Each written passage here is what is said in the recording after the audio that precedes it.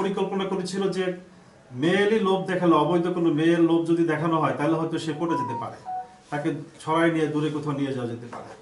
তো সেই পরিকল্পনা যে কোনো একটা মেয়ের কথা বলে, কাল্পনিক যে একটা মেয়ে আছে আমরা ধরে রাখছি আমাদের সাথে আছে, আমাদের সাথে আসেন, কৌশলে ভিকটিম এরশাদকে নিয়ে যায় বালুমাঠ এলাকায়, এবং বালুমাঠ এলাকায় তার কাছ থেকে মোবাইলটা নেওয়ার চেষ্টা করে।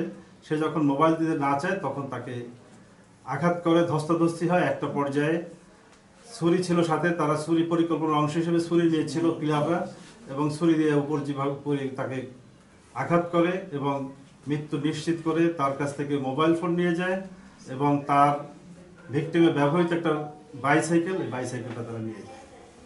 দুইজন, এই কিলার দুইজন, ফরহাদ এবং রনি এবং ভিকটিম এরশাদ, এরা চৌয়ালাতে একটা সাইজিং মিলে কাজ করত, পাশাপাশি কাজ করতো, তারা একে অপরকে চিনতো, জানতো।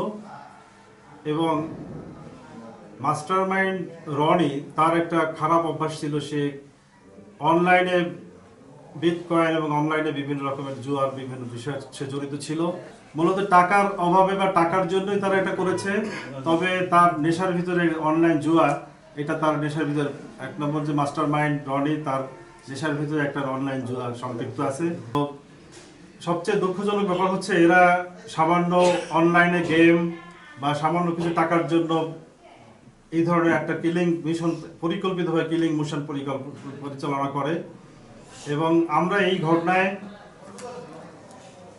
নরসিংদীর বিভিন্ন থানাতে, বিশেষ করে সদর, রায়পুরা, পলাশ, বিভিন্ন থানা এলাকায় আমরা অভিযান পরিচালনা করেছি। নারায়ণগঞ্জের রূপগঞ্জ, বন্দর, কিশোরগঞ্জের ভৈরব, বিভিন্ন এলাকায় অভিযান পরিচালনা করে আমরা আসামিদেরকে গ্রেপ্তার করেছি।